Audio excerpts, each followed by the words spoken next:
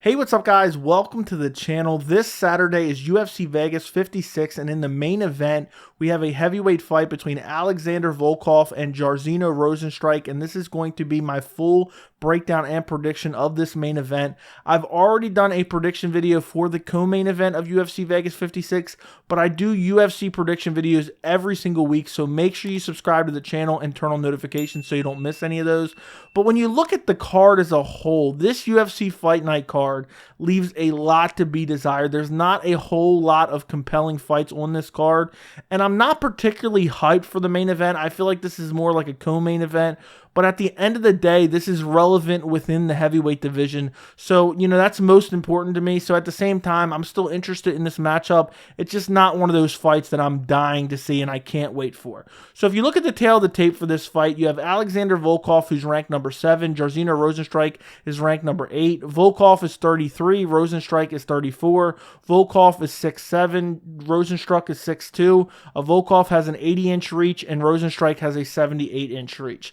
So if you look at Jairzinho Rozenstruik's resume, he has 12 wins, 11 by knockout in his MMA career. He's coming off a loss to Curtis Blaydes back at UFC 266, September of last year, and it just was an uninspired performance. In this fight, he had moments, When I thought about this fight, before I went back and rewatched it, I just remember Curtis Blaydes having the grappling advantage and winning the fight that way.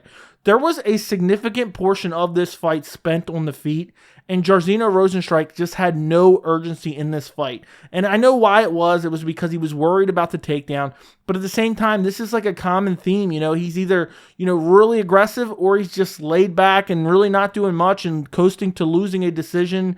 And that's what happened in the Curtis Blaydes fight. He couldn't defend the takedown. So when he was on his feet, he wasn't able to strike the way he wanted to because he was still worried about the takedown. And eventually he lost the fight via decision. The last fight before that, he fought Augusto Sakai. He won via KO. This was right at the end of round 1. He just landed a nasty punch, put Augusto Sakai to sleep. But again, Augusto Sakai, how much is that win really worth anything? Augusto Sakai, I don't believe he's ever been considered an elite heavyweight. Maybe I'm wrong. Somebody can correct me in the comments. It was a decent win nonetheless. It showed that Rozenstruik could, knock somebody out. He hadn't got a win, since Junior Dos Santos before that. The fight before that, he lost to Cyril Gane. Not a terrible loss to have. He got picked apart for 5 rounds, just wasn't able to land anything. And in this fight, he just had no urgency yet again. He just was not willing to really try to get aggressive and risk getting caught with a shot or taken down by Cyril Gane, and he just coasted to a loss. And this was a very important fight. The winner, Cyril Gane, went on to fight for an interim heavyweight title and then won the interim heavyweight title and then fought for the heavyweight title after that. So that was a very important fight. Before that, he has a TKO win over Junior Dos Santos. This was a solid win back at UFC 252. Junior Dos Santos obviously was on the tail end of his career at this point. He's not even with the UFC anymore, but still a decent win. I actually, thought this was a better win than some people gave him credit for. Before that, got brutally KO'd by Francis Ngannou, but who's not getting brutally KO'd by Francis Ngannou these days outside of Cyril Gane? Ngannou just rushed forward like a wild man, threw a million strikes, and just brutally KO'd Jairzinho early in the first round. And what's crazy is, and what sucks for Rozenstruik, is he begged for the Francis Ngannou fight. Nobody wanted that fight. He begged for it. He got it at UFC 249, and he got brutalized. I think it was 20 seconds into the first round. Before that, and this is the last fight I'm really going to mention, I was actually there live for this fight. I was actually there for his previous 2 fights before Francis Ngannou. Alistair Overeem, he won that fight, but did he really win that fight? He got out-grappled and outstruck for the majority of the fight. And at the tail end of the 5th round, most people had left the arena because they thought Alistair Overeem was coasting to a decision win. At the tail end of the 5th round, Jairzinho Rozenstruik lands a nasty shot, drops Alistair Overeem, the bell goes off. I didn't think the ref was even going to stop it, but the ref waved it off, and Jairzinho Rozenstruik gets that win over Alistair Overeem. But Alistair Overeem at that point in time, it wasn't really worth a whole lot. I know Alistair Overeem is a legend in the sport as far as heavyweight, but, the guy's chin left a lot to be desired. He wasn't able to compete with the elite of the elite at that point in time. So still not the greatest win. Moving on to Alexander Volkov. This guy has been fighting forever. He has 44 pro fights compared to Rozenstruik's 15 pro fights, which is just insane to me. His last loss was against Tom Aspinall, or his last fight was a loss against Tom Aspinall in March. So he's kind of coming back pretty soon, but he didn't take a whole lot of damage in that fight. And he got submitted in the first round against Tom Aspinall. And what's crazy is I looked at this fight and I picked Volkov to win this fight just because Tom Aspinall had looked so good, but he hadn't fought any elite level competition. So I thought Volkov, okay, we know where his stamina is. We know where his striking is. But he lost in all aspects of this fight. Tom Aspinall put on a great performance. He was running in there, chopping the legs of Volkov, landing some good shots, being very aggressive on Volkov. Got him down 2 times. The second time he got him down, he locked up a straight armbar, which you very rarely see in MMA. And it was just a dominant performance. But Volkov didn't take a lot of strikes, a lot of damage via strikes in this fight. So I guess that's why he wanted a quick turnaround, and he's already fighting, in June, not that many months later. Before that, got a win over Mercine Tabora. Very boring fight. This was at UFC 267, October of last year. Not the greatest win. It wasn't the greatest fight. I barely even remember this fight. I couldn't suffer through watching this fight again into preparation of this prediction video. Before that, he lost to Cyril Gane as well. I thought, and MMA math never works. I thought Alexander Volkov performed much better against Cyril Gane than Jairzinho Rozenstruik did. And in this fight, Volkov had his moments. He landed some good strikes, but overall, Cyril Gane was just able to chip away and outpoint Alexander Volkov in this fight. Before that, he got a win over Alistair Overeem via TKO. That was February of last year. I picked Volkov to win this fight. I thought Overeem might have been a little bit better fighter, but I did not trust Alistair Overeem's chin. And sure enough, Alistair Overeem's chin gave out on him in this fight. But again, Overeem on the tail slide of his career. I don't know how much that win really matters. Before that, a win over Walt Harris. What does that really mean within the division? And one more fight I'm going to talk about. He lost to Curtis Blades in June of 2020. And that's another opponent in common with Jairzinho Rozenstruik.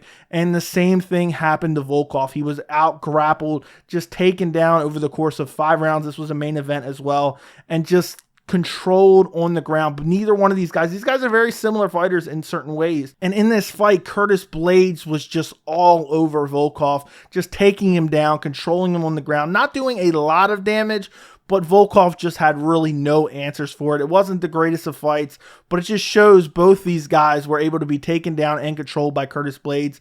But that kind of makes this fight a little bit more interesting because you look at both guys' skill sets. Jairzinho Rozenstruik, Alexander Volkov, they both want to come into this fight and they both want to strike. I don't think either one of these guys is going to look to grapple in this fight. If I had to say one had an advantage over the other, I really don't know who I would say had the advantage. Rozenstruik was able to get up early against Curtis Blades, but after that, each time he got taken down, he was just controlled on the ground. As far as striking goes, Rozenstruik clearly has more power than Alexander Volkov.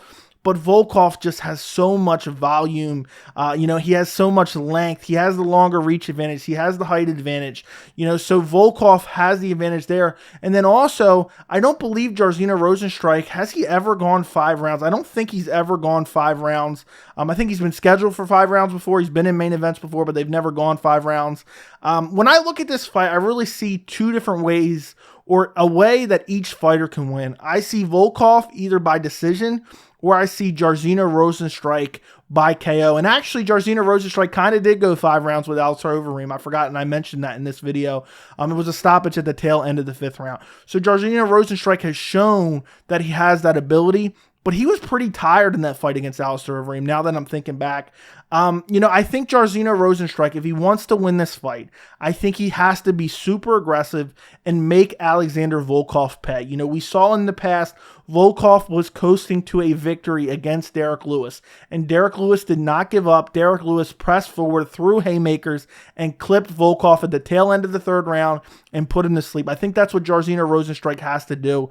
I just don't see him doing it. This is a tough fight to pick, honestly, but I see Alexander Volkov by decision. I just can't pick Rozenstruik when consistently, time after time, he shows a lack of urgency in each fight. He just doesn't have the ability to put his foot on the gas and move forward, throw aggressive shots, even, really against anybody. He just, he'll do short bursts, but after that, he just does not do very much on the feet, even when he's winning. I think he's going to come out. I think he's going to try to chop the legs of Alexander Volkov. Alexander Volkov is a very good striker. He's very good at checking the kicks. Volkov is going to be teeping to the body, pumping the jab, using that reach and height advantage to keep Jairzinho Rozenstruik off of him. And I just think it's going to be a combination of the kicks and the volume from Alexander Volkov that will win him this fight. So I really think Volkov is going to come out in this fight. I think he's going to be teeping to the body. I think he's going to be throwing leg kicks of his own. Volkov also has some nasty body kicks. And I think Rozenstruik just isn't going to have that aggressiveness to be able to come out and force Volkov into making a mistake, because I believe that's what Jairzinho Rozenstruik has to do. He has to force Volkov into making a mistake, clip him with a big power shot, put him down, and finish him off. But I just don't think that's super likely either. In all of Alexander Volkov's fights, he's only ever been finished by knockout twice. So, in one by Derek Lewis. So, Derek Lewis has that nuclear power in his hands. I don't think that's super likely. I think this is going to be a long, drawn-out fight where Alexander Volkov just wins on volume and outpoints Jairzinho Rozenstruik. But I'm really interested in this fight. I think, it's a very compelling matchup as far as skill versus skill, who can win this fight, because Jairzinho Rozenstruik, he has to make some adjustments if he wants to win this fight. He's getting up there in age. He's 34 years old, but when you're a heavyweight, you have a little bit more career longevity than if you're in some of these smaller weight classes. So there is a chance that Jairzinho Rozenstruik could make a career resurgence if he can address the issues with the grappling. I don't think Volkov is going to come out there and try to take Jairzinho Rozenstruik down. I don't think Rozenstruik's going to try to take Alexander Volkov down, but I'll be very interested to see how this fight plays out. I got Alexander Volkov by decision. Let me know what you guys think in the comments. Don't forget to like the video, and thank you so much for watching.